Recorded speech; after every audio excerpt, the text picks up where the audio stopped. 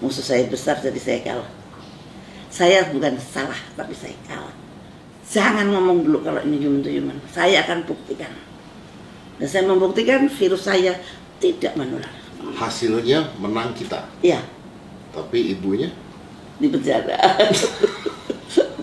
Ironis ya, saya nyetop flu burung tidak pakai vaksin, tapi pakai politik. 5, 4, 3, 2, 1, close the door. Baik, saya sekarang sedang bersama dengan Ibu Siti Fadilah, mantan Menteri Kesehatan Republik Indonesia yang pernah berjuang untuk melawan flu burung SARS, Bu, ya, itu pada tahun 2005. Oke. Dan di sana kalau saya baca semuanya, Bu, Ibu ini sebenarnya sebagai seorang pahlawan yang berhasil menghilangkan flu burung di Indonesia dan di dunia, itu benar nggak, Bu? Jadi membatalkan penetapan pandemi flu burung oleh WHO. Membatalkan Ya, penetapan pandemi. Ya. Oh ya, oke. Tapi Bu, sebelum ke sana, Bu, Ibu di penjara saat ini. Kebetulan saat ini lagi tidak di penjara, beliau lagi di rumah sakit saat ini karena satu dan dua hal. Tapi Ibu di penjara karena dituduh korupsi sebesar 6 miliar, 1,3 miliar. Saya itu tidak menerima sepeser. Betul, tapi Ibu dituduh Ya, korupsi. dituduh yang 6 miliar itu adalah kerugian negara yang dilakukan oleh eselon 2 saya. Dan eselon 2 saya sudah membayar lah dan dia tidak dihukum. Saya dituduh membantu dia, saya dihukum. Dan itu nggak ada bukti, nggak ada saksi. Tidak ada bukti, tidak ada saksi. Jadi pada saat pengadilan? Saat pengadilan itu jaksa penuntut umumnya mengatakan fakta pengadilan kita abaikan. Kemudian hakimnya mengatakan saya memutuskan tanpa bukti, saya tidak perlu bukti. Dan Ibu akhirnya harus dipenjara. Menurut Ibu Sangat tidak fair. kalau misalnya Ibu tidak bersalah, kenapa Ibu bisa dipenjara? Ya itu negara kita ini nampaknya tidak berdaulat full, tidak full berdaulat. Nyatanya saya ngerasain sendiri ya bahwa lembaga hukum kadang-kadang masih dipakai untuk suatu kekuatan tertentu, bisa untuk mengatur orang yang tidak mau diatur, kemudian dicari-cari salahnya, nggak ada salahnya dibikinin perkara. Artinya karena Ibu tidak bisa diatur, Bu, ya? Ya, mungkin saya dikatakan tidak bisa diatur oleh siapa saya nggak tahu. Karena kalau saya jadi menteri saya tidak pernah dipecat, jadi Bantimpres saya tidak pernah dipecat, dan saya tidak melakukan sesuatu pun yang berlawanan. Ibu ini kan di mana-mana berita yang tersebar adalah Ibu mengatakan jangan menggunakan vaksin dari Bill Gates. Menurut pengalaman Ibu, kenapa? Ada sesuatu yang aneh gitu untuk saya ya. Saya ikutin Bill Gates ini di forum ekonomi di Davos. Di Davos itu selalu ada forum ekonomi, kalau nggak salah awal tahun itu, awal tahun itu ada suatu forum ekonomi internasional. Di sana Bill Gates menjadi pembicara utama. Dia di situ menggebu-gebu bahwa nanti akan ada pandemi. Ya, saya juga nonton. Nonton. Nah, anehnya dia mempersiapkan vaksin, bahwa selalu pandemik selalu ada vaksin. Kalau pandemik penyelesaiannya pada vaksin. Kenapa nggak pandemiknya yang dihentikan? Kenapa mesti dibikin vaksinnya gitu loh? Mau ya jangan sampai terjadi pandemik. Gitu. Satu, ini kan bukan dokter dia itu. Dia nggak pernah sekolah kedokteran. Kenapa dia begitu fasihnya menganalisa akan terjadi pandemik, menganalisa dunia akan butuh vaksin sekian miliar. Untuk saya itu suatu hal yang tidak masuk di akal saya gitu. Ada apa sih ya? Dia kan pebisnis, dia kan ahli komputer, mungkin dia ahli virus di komputer mungkin dia, tapi kok virus di manusia kan berbeda gitu. Nah itu saya waktu itu tahun 2017 hanya saya kumpulkan saja Nah, begitu terjadi, saya bongkar kemarin. Ibu membongkar ini tahun 2017. 2017 Apa yang dibongkar sama saya ibu? batin doang, tahun 2000 terus saya ikutin, betul nggak ya? Kapan ya ada pandeminya? Kapan ada pandeminya? Dan betul, ternyata ada pandemi betul, yang sebetulnya tidak terlalu berat seperti flu burung. Flu burung itu 1 hari meninggal, 2 hari meninggal. Kalau ini masih banyak hari. Ya, Ibu bukannya pada saat flu burung itu Ibu sempat bersikeras dengan WHO pada saat itu kan? Dan Ibu menang pada saat itu. Iya. Ibu menang dari Iya, WHO. iya. Karena WHO berhasil kita reformasi. Ibu berhasil mereformasi WHO Iya, pada saat itu. iya. Yang tadinya saya pandang bahwa WHO tidak adil terhadap negara-negara yang berkembang seperti kita, dan saya reformasi bahwa kita mempunyai kedudukan yang sama, dan kemudian WHO harus transparan, dan kita mempunyai kedudukan yang sama dengan negara manapun. Tidak ada yang di bawah, tidak ada yang di atas. Kalau sakit, kita semua harus nolong, dan kita semua harus bersama-sama berpikir. Dan Ibu pernah menolak vaksin dari mereka? Iya, tidak ada vaksin untuk flu burung. Tidak ada vaksin untuk flu burung, karena Ibu tolak pada saat itu? Iya. Ibu tolak pada saat Ya, itu? saya membuktikan tidak perlu vaksin. Saya membuktikan bahwa virus flu burung tidak menular. Pada waktu itu WHO sudah berkuar-kuar mengatakan flu burung itu menular, human to human transmission. Sudah masuk CNN, sudah digemburkan kemana-mana, seperti Wuhan. Tapi saya nggak mau. Jangan ngomong dulu kalau ini human to human. Saya akan buktikan. Dan saya membuktikan virus saya tidak menular. Ini gambarnya virus saya, ini bentuk virus saya. Nah itu kemudian, dan saya protes juga ke PBB, sehingga kemudian terus stop. Setelah itu stoplah. Stop vaksin? Ya, stoplah flu burung. Stop flu? Saya nyetop flu burung tidak pakai vaksin, tapi pakai politik. Ibu Ibu menyetop flu burung tidak dengan vaksin tapi dengan politik. Yes. Artinya flu burungnya hilang sendiri. Kalau di ekonomis saya dikatakan saya adalah menyelesaikan pandemi flu burung dengan transparansi. Kalau Ibu mengatakan seperti itu, artinya flu burung pada saat itu bisa dihentikan karena politik yang Ibu lakukan, artinya bisa diatur kapan berhentinya virus.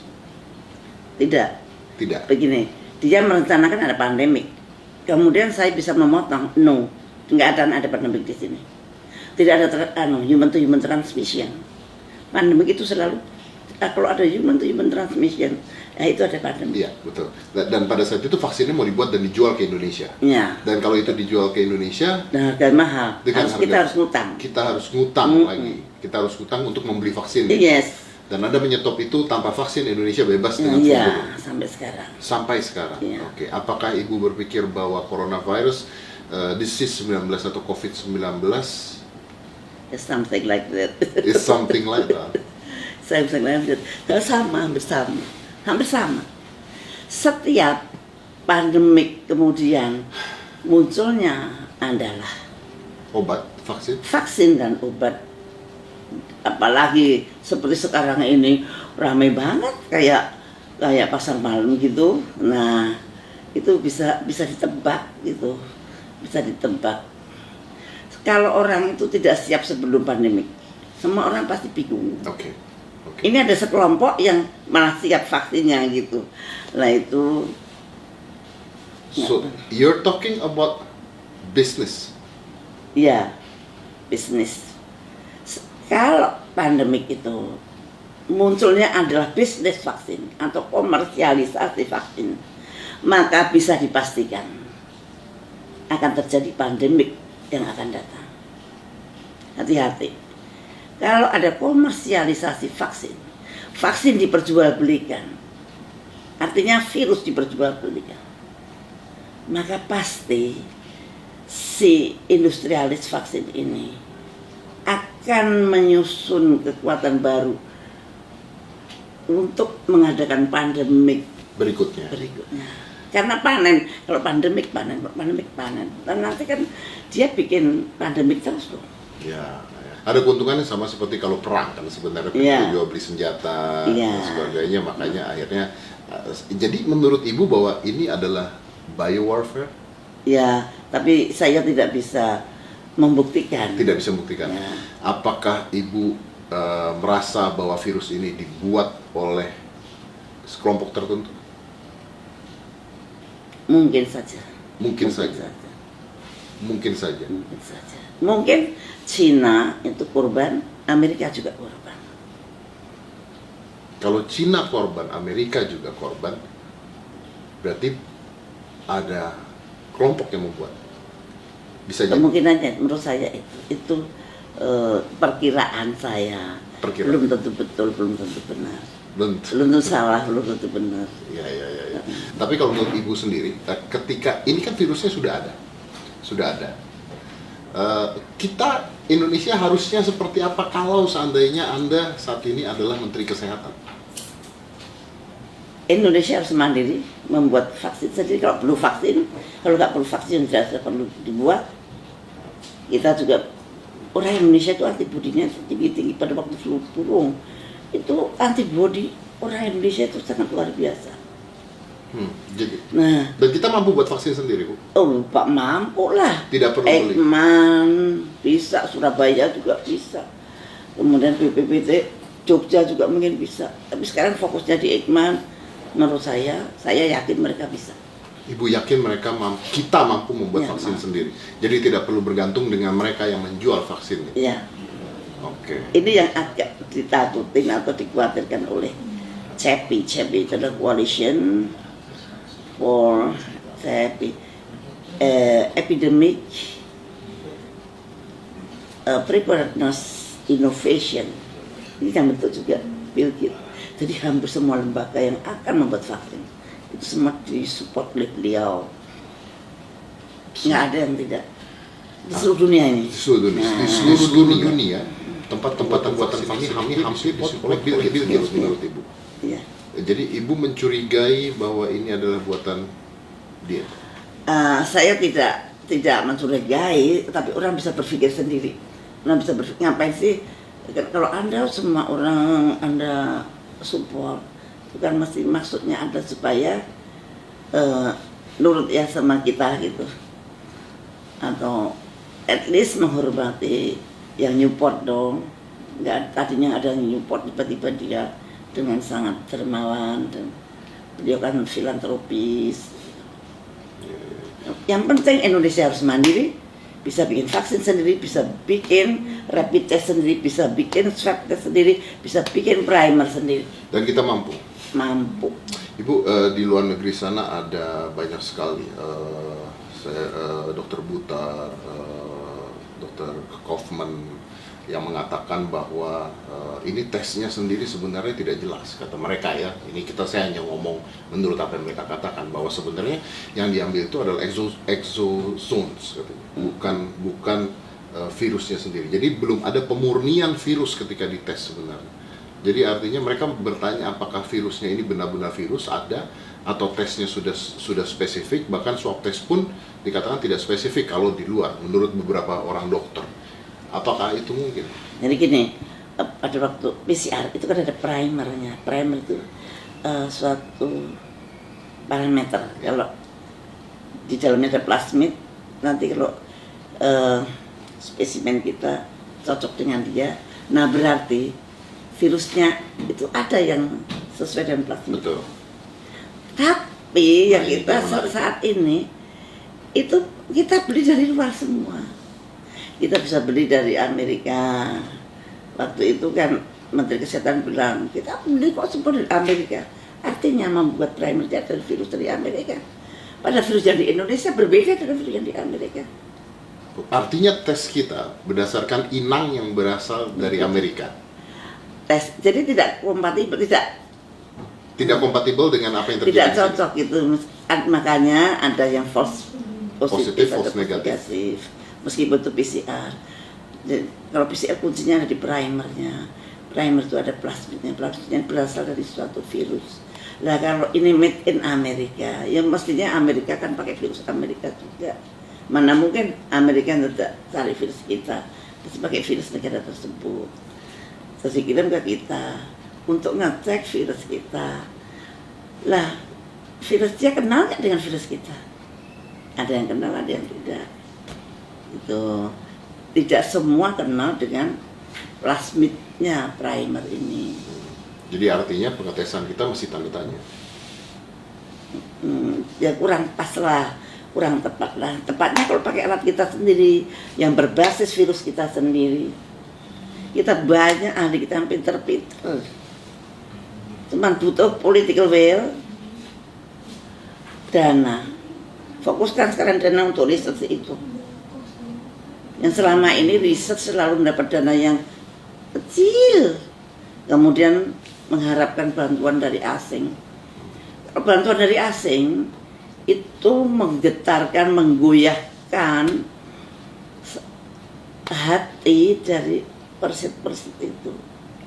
Untuk nasionalismenya itu juga bisa bergoyang, karena mau yang perhatian malah orang asing, mengasih dana orang asing. Lama-lama dia lupa mana induknya, mana semangnya.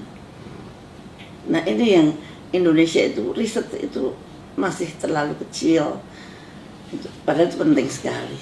Kalau ibu mengatakan bahwa ibu pada saat itu di penjara akhirnya karena sebuah tuduhan korupsi, artinya kan semua yang ibu katakan itu mengandung resiko.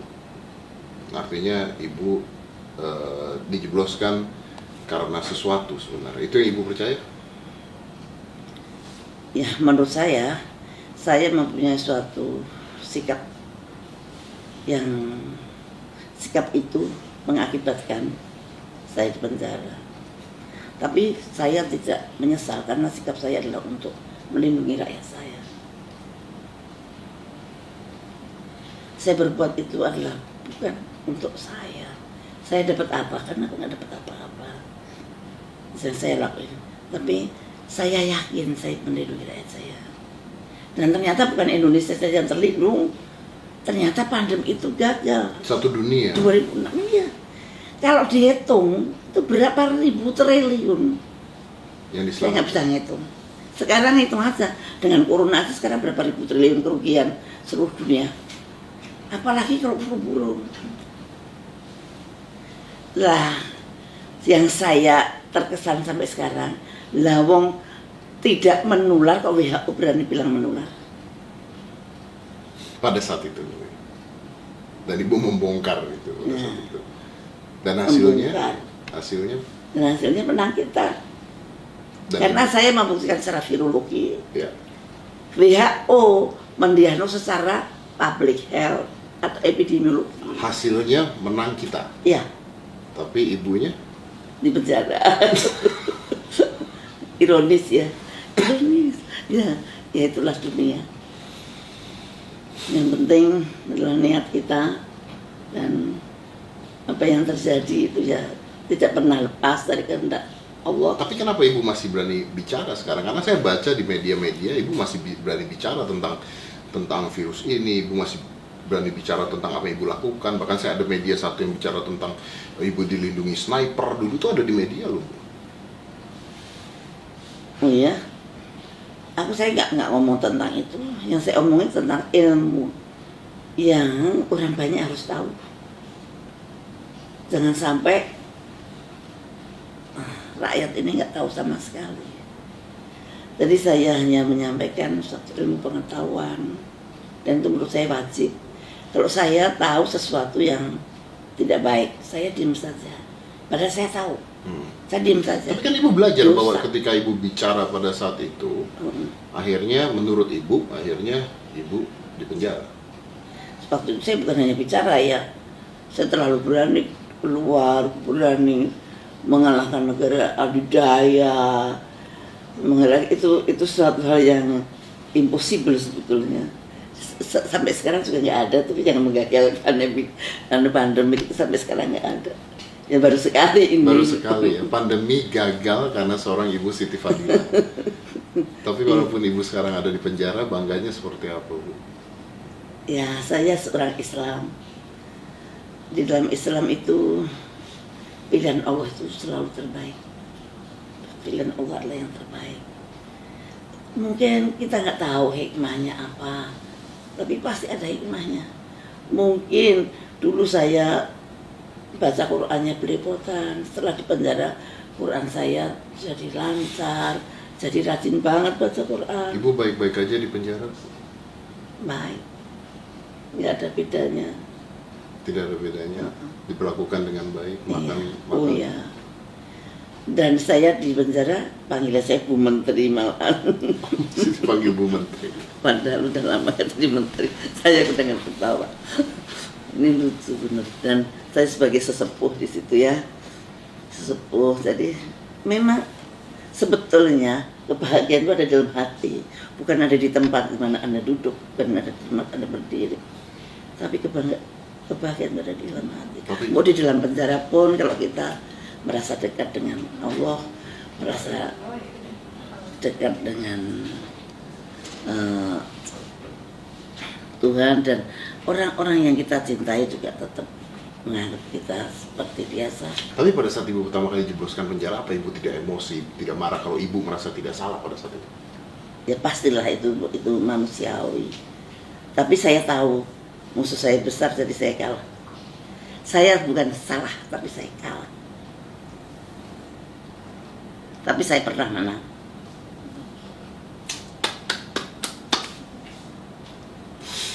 Kalau dulu saya dibilang Pak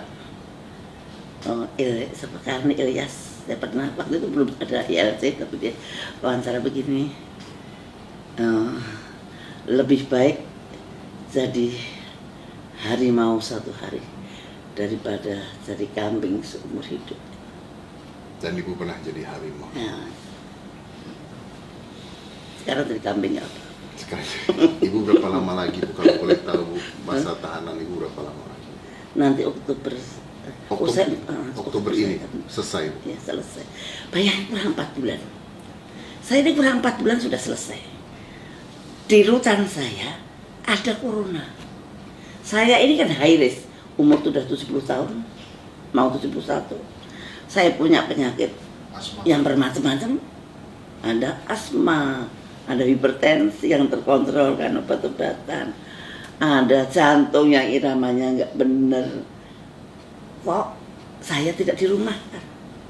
Si mbah-mbah yang saya bilang mbah, padahal dia lebih muda daripada saya, itu semua dipulangkan, dirumahkan. Saya pernah ngomong itu, tapi karena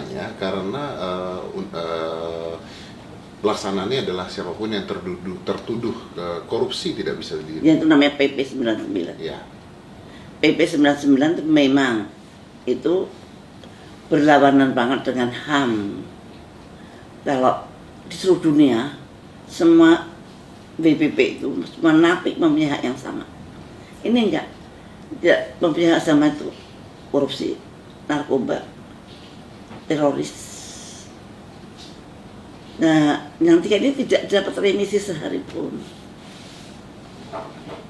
4 tahun ya 4 tahun. Nah sekarang ini kurang 4 bulan. PP 99 kan dibuat tidak pada keadaan pandemik. PP 99 kan dibuat pada keadaan normal. Kenapa juga diberlakukan pada keadaan pandemik? Seharusnya enggak dong. Pandemik itu adalah darurat, kegawatan kesehatan masyarakat. Nggak boleh menaruh orang yang high risk di dalam zona, di dalam rutan atau lapas. Ada orang yang setua saya dengan high risk begini, dibiarkan saya di dalam. Melanggar HAM itu. Dan saya heran, takutnya kok takut banget sih sama PP 99, lebih takut PP 99 daripada Tuhan.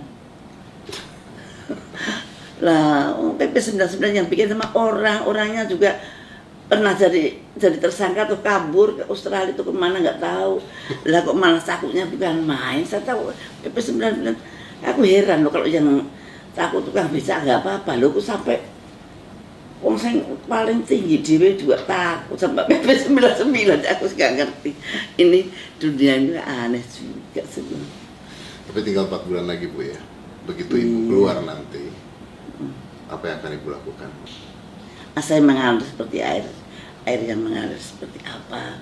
Yang jelas saya akan tetap konsisten untuk menyuarakan kebenaran dan semuanya untuk rakyat.